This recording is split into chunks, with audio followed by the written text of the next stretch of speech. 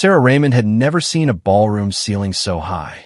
Crystal chandeliers hung like frozen fireworks above the charity gala on Banana Island, reflecting dozens of shimmering gowns and one plain black waitress dress. Balancing a tray of flutes, Sarah reminded herself to keep smiling. Ajagunal felt a lifetime away, yet bits of soot under her nails told the truth. A soft baritone stopped her beside the silent auction table. "Excuse me," said Patrick Anthony, adjusting gold cufflinks that probably cost more than Sarah's annual rent. "Could I trouble you for sparkling water instead of champagne?" Sarah dipped her head. "Of course, sir." When she returned, Patrick offered a grateful smile. "What's your name?" "Sarah. Pretty name. You have the calm eyes of a teacher, not a server." She almost laughed. "School ended for me at 16. Then the school failed," he said, voice warm. "I'm funding a women's skills center in Surulere. Come by. Tell them I sent you." The remark fluttered in her chest like a promise. By midnight, Patrick had bid 2 million naira on an orphanage project, danced once with the governor's wife, and learned enough of Sarah's story to invite her for coffee the next morning, at a cafe where lattes cost what she earned in 2 shifts. 6 months later, Lagos traffic lined up for kilometers to glimpse beauty and the billionaire. Purple bougainvillea arched over St. Catherine's Cathedral. Drones buzzed overhead, streaming every radiant second. Sarah, wrapped in lace imported from Venice, watched her reflection in the limo window and whispered, "Mama, are you seeing this?" Her late mother's photo rested in her bouquet. At the altar, Patrick squeezed her hand, a bit too tight, while promising to love, honor, and protect. Cameras clicked, choirs soared. Headlines were already writing themselves. That night, in the master bedroom of their sea-facing mansion, Sarah tried to unpin her veil. Patrick's reflection appeared behind her in the mirror. "You almost tripped on the aisle," he said, loosening his tie. "I was nervous." "Nervous is childish," he replied, smile nowhere in sight. "My friends don't marry clumsy women." Sarah turned. "I'm sorry." The dress was heavy. He sighed, unbuttoning his shirt. "Grateful is the posture you need, sweetheart. I pulled you out of Ajagunal's gutters. Don't embarrass me again." Tears threatened, but she forced a nod. Patrick kissed her forehead, soft, calculated, then headed to the balcony to answer congratulatory calls. Alone, Sarah pressed her palms to cool marble and breathed. Weeks passed in gilded silence. Every morning, Patrick's Instagram overflowed with #CoupleGoalsDevotionals. Every evening, he corrected her speech, her posture, her seasoning of the pepper soup. One dinner, Sarah asked, "Could we visit my old neighbors?" "They keep calling." Patrick's fork paused midair. "Ajagunal, your past is a museum, good for lessons, not for living. Besides, reporters follow me. I won't be photographed next to rusted zinc roofs. But their family is whoever sits at my table."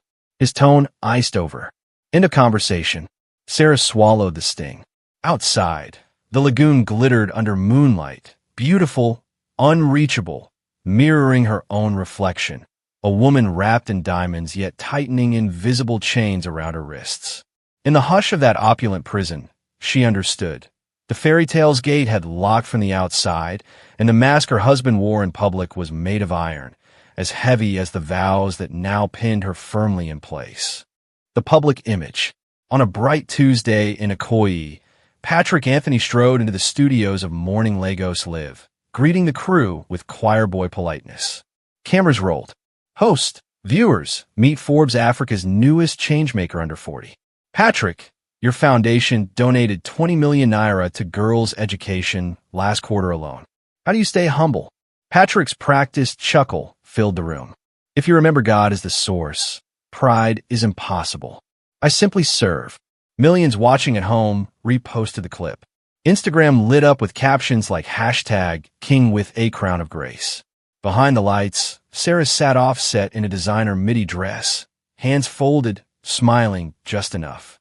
The producer called her Nigeria's Cinderella before guiding her to a side chair, out of frame. That evening, an article headlined "Power Couple of the Decade" splashed across every lifestyle blog. Patrick, in navy tux, adjusting Sarah's necklace as if he were a gentle prince. Comments raved. Wow, God still blesses marriages. Sis, some of us are praying for your kind of favor. But a hawk can stroke feathers in public and still crush bones in private. The private hell. The first crack. 2 nights after the talk show, Sarah set the dinner table, jollof rice, grilled prawns, chilled zobo, anxious for applause. Patrick arrived late, Bluetooth earpiece flashing as he ended a call. He tasted 1 spoonful, frowned, and pushed his plate away. Did you cook this, or delegate? I cooked. Is it too spicy? Patrick wiped his mouth with surgical precision. I asked for Thai, jasmine rice yesterday. Not this hostile food. Sarah's throat tightened. We were out of jasmine. I'll buy more tomorrow. He leaned back, eyes narrow. If you can't manage a kitchen, what can you manage? Money? Certainly not. Sarah mumbled an apology. Patrick rose, circled the dining chair like a drill sergeant. Kneel. Her heart thudded. Patrick, please. Kneel and say you're sorry properly. She knelt on the Italian marble. He placed a heavy palm on her head, almost tender. Then he squeezed. Fingernails dug into her scalp until she whimpered. Next time, cook what I request. Stand. He walked upstairs, leaving her on the floor. Beautiful chandelier above, cold marble below. The north and south poles of her new world. Isolation tactics. Weeks slipped by. Patrick hired a PR consultant who assured Sarah's calendar overflowed with charity luncheons, so long as he approved the guest list. One morning, her childhood friend, Ngozi, phoned. Ngozi, girl, I saw you on TV. Let's catch up at Freedom Park Saturday. Sarah, glancing at Patrick across the kitchen. That sounds lovely. I'll text you. She never did. When Saturday came, Patrick announced casually, I'm preaching at Fountain of Grace Church. You'll sit front row. I promise. Ngozi. Reschedule. Real wives support their husband's calling. Sarah typed out 3 words. Can't make it. Then deleted the chat entirely, knowing Patrick skimmed her phone at night. Gaslight season. Patrick disliked the blue dress Sarah wore to Sunday service. It makes your shoulders look wide, he said. I thought it was elegant. He laughed. Elegance requires taste, Sarah, but you do try. Later he bought her a closet full of couture gowns. The price tags were left on, like dog collars. If she said, I feel small, he replied, that's insecurity, not my problem. If she hinted, you hurt me, he said, I'm firm, not cruel. Ask any of your social media fans. They trade places in a blink. She began to doubt the mirror. The first bruise. One humid evening, thunder growled over the lagoon. Patrick studied quarterly reports in his home office. Sarah entered with ginger tea. I booked a dentist for tomorrow, she said softly. My molar aches. He didn't look up. Cancel. Reporters will be at the ribbon cutting downtown. You need to smile beside me. The pain. Patrick slammed the laptop shut. Lightning flashed. Thunder followed inside the room. He grabbed her wrist. Do you want people tweeting that my wife can't endure mild discomfort? His grip tightened, twisting her arm behind her back until cartilage popped. Sarah gasped. He released her at once, straightened his tie, and spoke in a teacher's calm voice. Go put on some ice. And next time, bring honey with the ginger. The bruise bloomed violet by morning, high on her triceps, hidden beneath silk sleeves. Journal of the Silenced. Only her diary listened without argument. It was a small notebook with a faded floral cover, tucked beneath in used makeup palettes. Each night, when Patrick snored or scrolled Telegram in the guest lounge, Sarah wrote, Day 43. He told Pastor Cunnell I overspent, yet he controls every bank card. Day 58. New bruise on my thigh. Pattern of his signet ring visible. Day 72. Asked if we could adopt a child someday. He laughed, said a slum girl shouldn't pass on her genes. She ended entries with self-blame. Maybe I provoke him. Maybe a better wife would not be slapped for spilling wine. But ink, unlike gaslight, can't be argued with. It keeps evidence. Masks and mirrors. The mansion staff knew only fragments. Whispers floating through corridors. Housekeeper Yemi once found Sarah's torn scarf in the laundry, spotted with blood. Sarah said she'd tripped on garden steps. Yemi nodded but wrapped holy beads twice around her wrist that night. At a gala for Clean Water Initiative, Sarah stood beside Patrick as flashbulbs sparked. He intertwined their hands, camera perfect. She squeezed back lightly, nails tracing the bruise on her ribs. He smiled wider for photographers. Any harder, and the porcelain mask might crack. In the restroom, Sarah met her own reflection. Lipstick flawless, wrist trembling.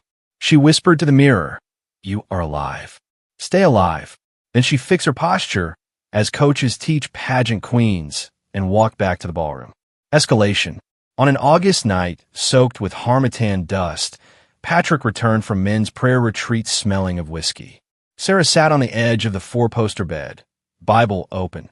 She hoped scripture would soften him. "Proverbs says," she began.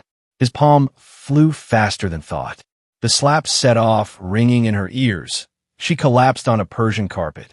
"Do not preach to me," he snarled. "Respect is silence." He kicked the Bible aside, then left to sleep in the cinema room. Sarah tasted copper on her tongue. Her cheek would swell, but the stylist could contour any sin. She crawled to the ensuite, locked the door, and stared at her face, one side red as hibiscus. Through blurred tears, she opened a vanity drawer, pulled out her journal, and wrote with shaking hand. "He fears exposure more than God. Remember that." Seeds of resistance. Days later, Patrick unveiled a tech hub to press applause. Sarah, in a chic teal jumpsuit, cut the ribbon while thinking they clapped for the mask, not the man. A journalist asked, "Mrs. Anthony, what's your role in the hub?" "Smile. Supporting my husband's vision." Inside, a spark answered, and documenting his darkness. That night, she hid a tiny flash drive behind the false panel of her jewelry box, then scanned journal pages onto it. Insurance for a future she couldn't yet name. Outside, generator lights flickered across Banana Island, throwing long shadows on marble walls. Inside, the golden cage tightened its grip. But within Sarah's chest, beneath bruises and silk, a small pulse of defiance beat steadily, waiting, counting days, writing everything down. The event. On a breezy Saturday evening, the Lecky mansion glittered like a cruise ship docked on dry land. Amber spotlights washed over marble pillars. A rented string quartet filled the air with soft Afrobeats covers. Patrick Anthony loved three things in life: money, admiration, and public worship, and tonight he had mixed them into one luxurious cocktail. Valets directed Bentleys and Range Rovers across the circular driveway. Guests stepped onto a carpet the color of ripe mangoes, each carrying the scent of power. Governors in Italian suits, tech founders wearing chunky sneakers worth half a salary, beauty influencers with cameras fixed to ring light phone cases.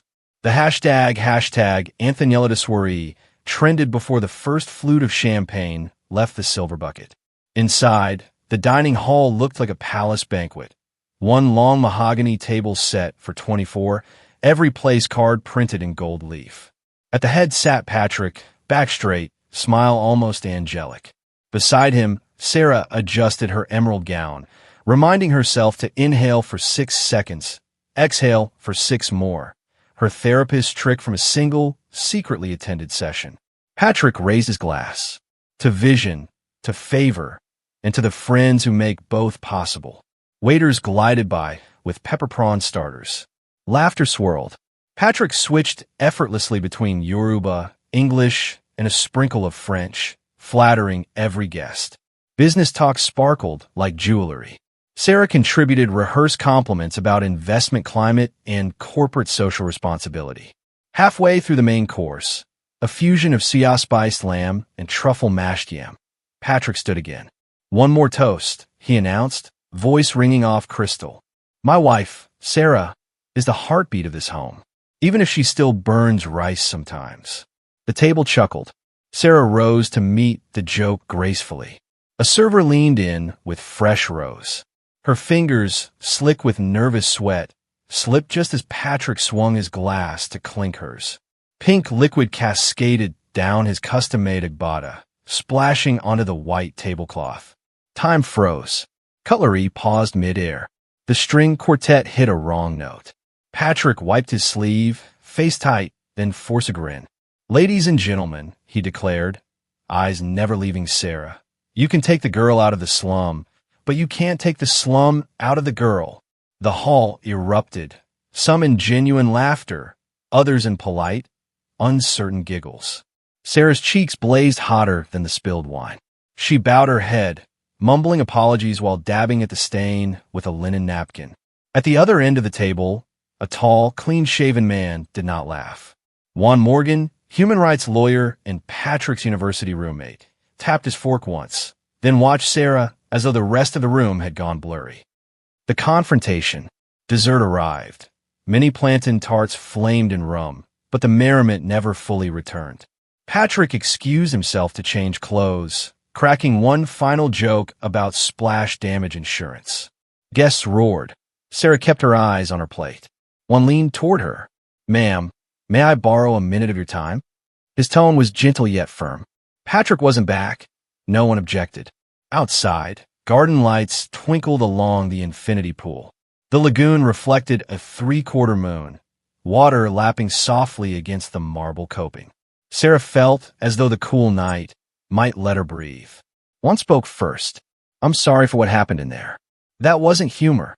That was humiliation. Sarah managed a brittle laugh. "He was just teasing. Let's not pretend," one said, voice low. "You flinched when he reached for your shoulder earlier. I've argued enough domestic violence cases to recognize dread."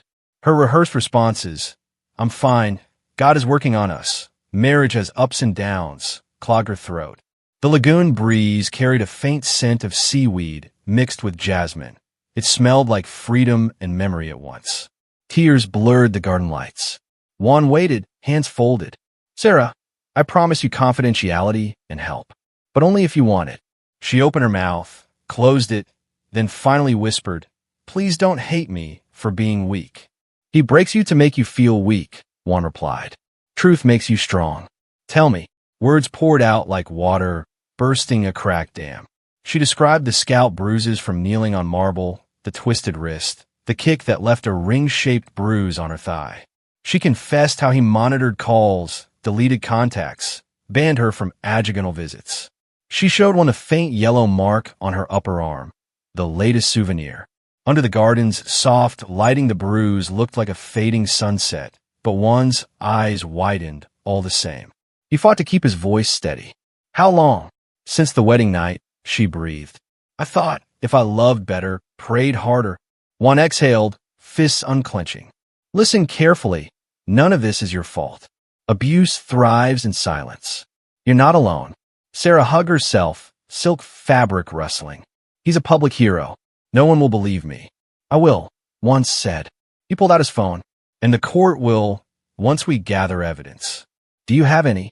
Her mind flashed to the journal, the scanned pages, the flash drive hidden in her jewelry box. "Yes." "Good," he said. "We document everything. Medical reports, photos, witness statements. When we move smart and safe." He looked back toward the dining room windows where shadows clinked champagne. "Patrick knows the law as a shield. We'll make it a mirror." Sarah's tears spilled. "He'll destroy me." Juan shook his head. "You've survived him. That means you're stronger than he is.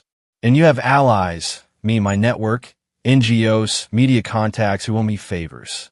But first, you need protection. Do you want out tonight?" She hesitated, picturing servants, his security detail, and Patrick's face if she vanished mid-event. "I need time to collect my journal and copies. And my passport." He keeps them in a safe. Juan nodded. "Then we plan. I can arrange a safe house in Victoria Island within 48 hours. While you discreetly prepare, I'll draft an emergency protection order." Footsteps sounded on the patio tiles. Patrick changed into a fresh designer caftan, appearing jovial.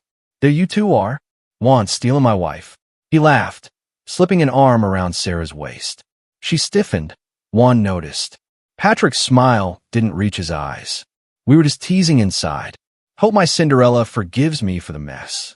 "Of course," Sarah whispered, letting him guide her back. Juan's expression remained polite. "Patrick, that joke was risky. Careful the press doesn't twist it." Patrick shrugged. "They adore me. Spin or no spin. He winked, dismissing Juan, then led Sarah inside, hand pressing her lower back, too firmly. Juan stayed by the pool a moment longer, jaw tight, mind already drafting affidavits. Overhead, the moon slipped behind a cloud, turning the water dark. Back at the table, conversation had shifted to politics. Patrick dominated the room, as always, but now Sarah heard every sentence like distant thunder, barely dulling the new drumbeat in her chest. There is help. There is proof. There is a door. When dessert ended, Patrick raised yet another toast to true friendship. One met Sarah's eyes across the candles. He touched his watch face twice, a silent promise, and she gave the tiniest nod. The quartet resumed playing, but Sarah scarcely noticed the music. Inside her, fear and hope wrestled. Fear had years of practice. Hope had only minutes. Yet hope felt bold, keen, as if all the diary pages were pulsing in her purse, refusing to stay hidden any longer. Patrick announced nightcaps on the rooftop terrace. Applause followed, but Sarah excused herself to the powder room, locking the door, palms trembling. She pulled out her compact mirror and saw the same hollow smile from dinner, an old mask, already cracking. She whispered, "Soon," then reapplied lipstick like armor. Outside, Lagos buzzed with midnight traffic. Inside the mansion, gilded walls still echoed laughter, but change had entered through the poolside gate, wearing a lawyer's calm voice and carrying justice like a briefcase. And for the first time since the fairy tale wedding, Sarah dared to imagine a sunrise not governed by Patrick Anthony. Juan takes action. Rain hammered the roof of a quiet office on Awolowo Road as Juan Morgan slid a stack of documents across a conference table. 4 women sat with him: Solicitor Adiz Obora, Barrister Tola Adebayo, digital forensics expert Zainab Musa, and paralegal Kayamika Obi. Every eye burned with purpose. "Ladies," Juan began, "our client is codenamed Hope. Real name never enters email or memos. We keep this airtight." Adiz opened the folder. Grounds for divorce: extreme cruelty, emotional and physical abuse. We'll also file a separate civil suit for damages. Goal: protection order within 72 hours. Tola tapped a pen. Patrick's lawyers will be ruthless. We counter with truth and speed. Juan nodded. Zainab, you'll clone Hope's flash drive and extract metadata: dates, locations, file hashes. Kayamika, draft witness statements for housekeeper Yemi and any staff willing to talk. He pressed record on his phone. Meeting number 1, mask-off case, 9:03 a.m. That night, under a moonless sky, a battered Corolla stopped near a gated women's shelter in Surulere. The driver, Zainab, watched Sarah step out wearing a baseball cap and oversized hoodie. The matron greeted them. "Welcome, Miss Beasy." Sarah clutched her overnight bag. "Thank you." Inside, she signed in using the alias Beasy Aluko and surrendered her phone. The matron handed her a simple key. "Room 7. Communal breakfast at 8. You're safe here." Sarah exhaled for what felt like the first time in years. The walls were plain, the bed narrow, but the air felt light, unperfumed by fear. 2 days later, Sarah sat in a small studio with Juan and Tola. A microphone glowed red. Juan's voice stayed calm. "Please state what happened on March 12th. Sarah steadied her breath. "He twisted my arm because I booked a dentist. I heard a pop." She lifted her sleeve to show the fading bruise. The camera's timestamp blinked. 1417 HRS. Tola leaned forward. "Sarah, did he ever threaten your life?" Her lips trembled. "He once said, 'If you leave, the streets will find your body before the police do.'" One muted his mic, eyes gentle. "Take a sip of water." She followed instructions, then continued, voice firmer each minute. Hour by hour, they captured every detail: names, locations, dates, while Zainab scanned medical files and journal pages into an encrypted case folder. When evening came, Adiz filed emergency motions at the High Court's electronic portal. By 6 p.m., a judge signed a temporary protection order. Patrick Anthony to remain 200 meters away from Mrs. Sarah Anthony. All marital funds frozen pending hearing. Juan texted the team. "Phase 1 complete. Tomorrow we file the civil suit." Media shockwave. 3 weeks later, a junior clerk in Patrick's company leaked court filings to a lifestyle blogger hungry for scandals. At 7:02 a.m., the blogger tweeted, "Breaking, billionaire Patrick Anthony's wife files for divorce, citing years of hidden abuse. Hashtag mask off Patrick." The hashtag exploded like dry season fire. Within an hour, Twitter feeds showed side-by-side photos. Patrick helping orphans, Patrick cutting ribbons, Patrick grinning, beside screenshot from Sarah's affidavit describing midnight violence. On Channel's TV, anchor Aisha Bello paused mid-broadcast. Viewers, developing story. Patrick Anthony faces serious allegations. We'll bring you updates. Patrick, inside his glass-walled boardroom, slammed his phone. Find out who leaked this, and get my PR chief now. But damage sprinted faster than spin. Business blog Nija Finance posted a timeline of Sarah's medical visits matched to company jet logs. Influencers who once praised Patrick posted apology threads to Sarah instead. The hashtag reached #1 trend in Nigeria and #3 worldwide by afternoon. Investors pull back. At 2 p.m., an emergency call rang through Patrick's conference speaker. Voice of Lotus Capital CEO, "Patrick, the board voted to pause our joint tech hub project until the allegations clear." Patrick, forcing calm and proving claims. "Give me 48 hours. CEO, our shareholders can't stomach the optics. Good luck." The line clicked dead. Patrick's finance director entered pale-faced. "Sir, our stock dropped 12% since market open." Patrick pounded the table. "Issue a statement. Mention my philanthropy. Refute everything." Yet each hour brought new ripples. A woman named Clarice posted a TikTok. "He slapped me during a brand shoot in 2021. Another, former intern Amara, tweeted, "I thought I was the only one." Their voices multiplied, each tagged hashtag mask off Patrick. Bloomberg Africa ran a headline. Anthony Group loses 18 billion Nigerian nairas in market value. Commentators debated corporate governance failures. Bankers postponed loan disbursements. Sponsors canceled gala appearances. Shelter, not silence. Inside room 7, Sarah watched the storm from a battered laptop provided by the shelter. She scrolled through thousands of supportive messages. "We believe you, Sarah. Stay strong. Abusers have no hiding place." Ngozi, her childhood friend, video called. Sarah accepted. Ngozi's eyes filled with tears. "I'm sorry I didn't push harder." Sarah cut in gently. "You're here now. That's enough." A knock sounded. Matron entered with a sealed envelope. "For Mr. Morgan." Inside was a printed email. "Court hearing set for October 14th, 9 a.m. below," one had written by hand. "Remember, truth has legs. Lies have crutches." Sarah pressed the page to her chest. Patrick on the defensive. Interview lights burned hot in Patrick's Lekki living room as he sat opposite a famous TV host. "Host, Nigeria is stunned. Did you abuse your wife?" Patrick adjusted his cuff. "Absolutely not. Satan attacks great men with lies." "Host, medical reports show broken wrist bones." "Lies," he interrupted. "She's mentally unstable. I prayed for her constantly."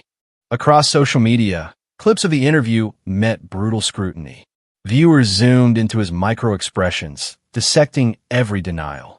Memes sprouted. Patrick wearing a cracked porcelain mask. Meanwhile, Adiz issued a calm press statement. "Our client stands firm. We invite witnesses to contact us." Confidentiality assured. The attached hotline lit up all night. Drivers, chefs, former nannies sharing stories. Boardroom collapse.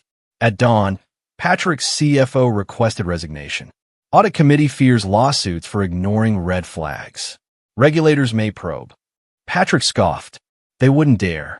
But an email chimed. Subject, immediate suspension of trading, Nigerian Stock Exchange. The exchange cited material uncertainty regarding leadership integrity. Patrick's composure fractured. All because of a woman's diary. His aide whispered, "Because everyone finally believes the diary." Final prep. In Juan's office, the legal team rehearsed. Sarah sat between Adiz and Tola, voice steadier than before. Juan asked, "Why did you stay?" She answered, "Because hope is stubborn. But now my hope has a lawyer." Adi smiled. "Tomorrow's hearing seeks a permanent restraining order and full asset disclosure. Your testimony is key." Sarah opened her journal, the original, pages worn. "Then let the court read my silence out loud." Dawn before the court. Outside the shelter, reporters clustered, blocked by security volunteers. Sarah slipped into Juan's SUV through a rear gate. As the vehicle sped toward the courthouse, giant billboards flashed election ads, telecom promos, and one digital banner newly edited by activists, Believe Survivors. Hashtag Mask Off Patrick. Traffic slowed near Tafwa Balewa Square. A passerby recognized Sarah through the tinted glass, pressed hand to chest, and mouthed, "Thank you." She managed a small nod. One glanced back. "Nervous? I'm ready," she said. And, for the first time in years, she meant it. Inside the courthouse gates, cameras whirred. Patrick arrived in a gray suit, hiding behind dark glasses and 6 bodyguards. Sarah stepped out of Juan's car, wearing a simple blue dress. She drew a deep breath. The air smelled of wet concrete and justice on the horizon. Security escorted both parties through separate entrances. The heavy doors closed, muffling the crowd's buzz, leaving only the echo of footsteps and the rustle of case files. The battle that began in silence was about to be argued in open court, under the hard light where masks melt, and truth, at last, can breathe. Courtroom drama. Monday, 9 a.m. The Lagos High Court was packed like a stadium. Reporters filled every bench. Cameras clicked behind glass doors. Judge Ifeoma Ajayi entered, robe sweeping the floor, and everyone stood. Bailiff, court is now in session. Case 422/25. Sarah Anthony versus Patrick Anthony. Patrick sat at the defense table in a dark suit, jaw tight.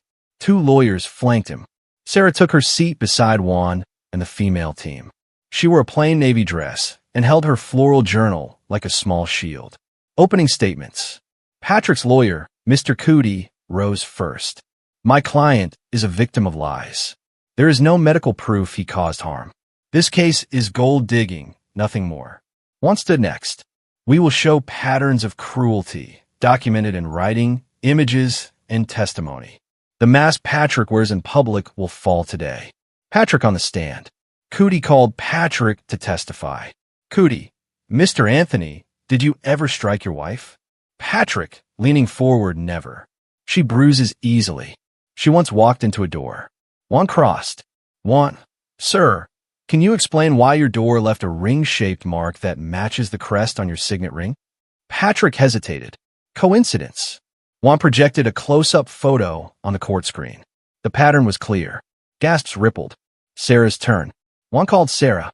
She walked to the witness box, shoulders back. "Clerk, do you swear to tell the truth?" "Sarah, I do." "Juan, Mrs. Anthony, why are you in court today?" "Sarah, to breathe without fear." He handed her the journal.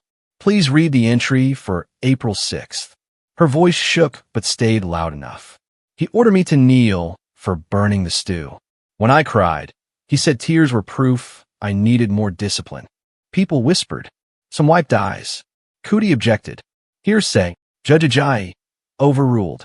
"The witness is reading her own record." One showed x-rays of Sarah's broken wrist from the same week. A doctor confirmed the injury matched a twisting motion, not a fall. Cross-examination.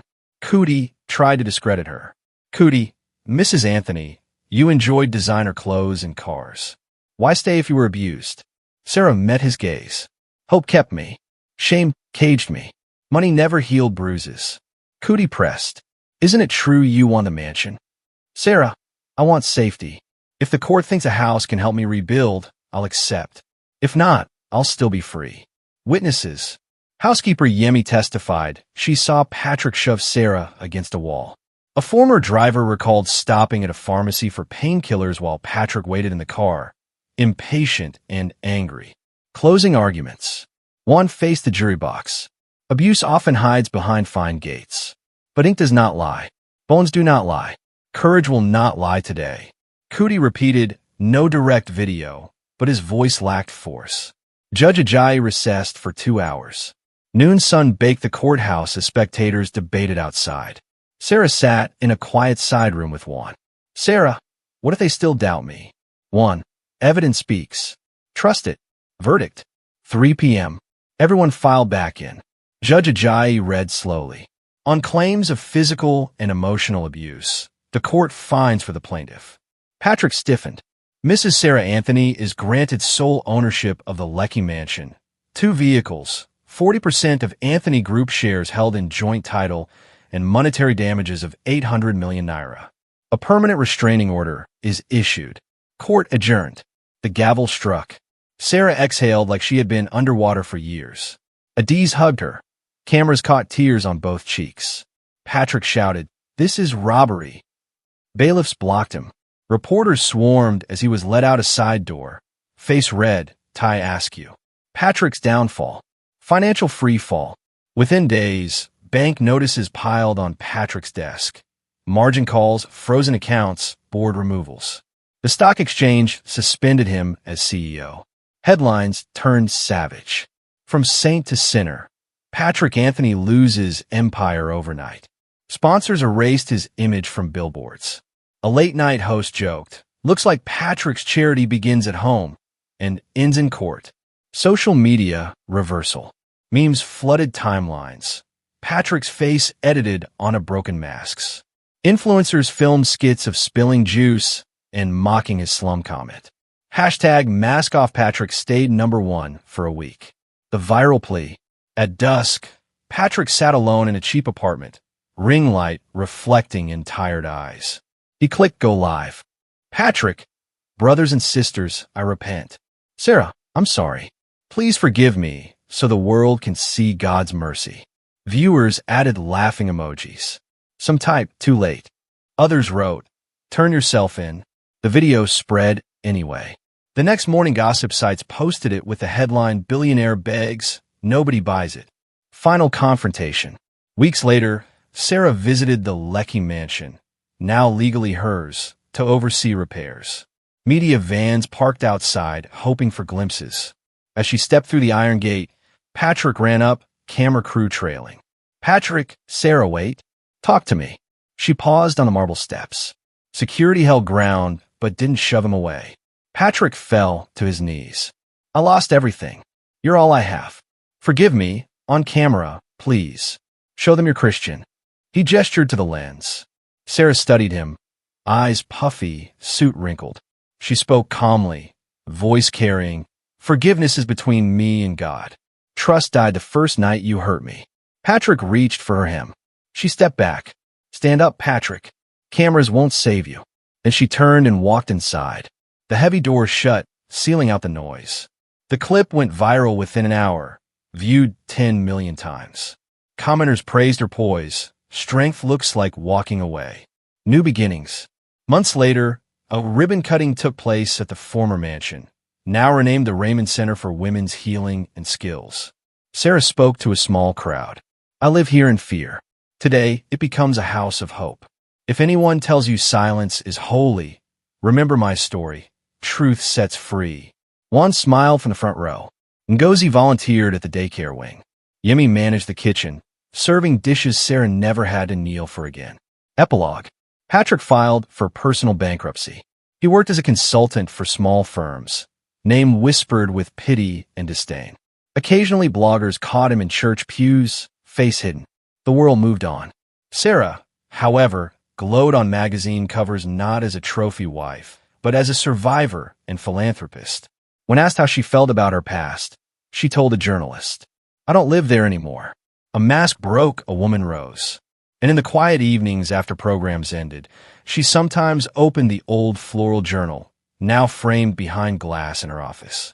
Not to relive pain, but to measure how far courage can travel when given light, a pen, and room to speak.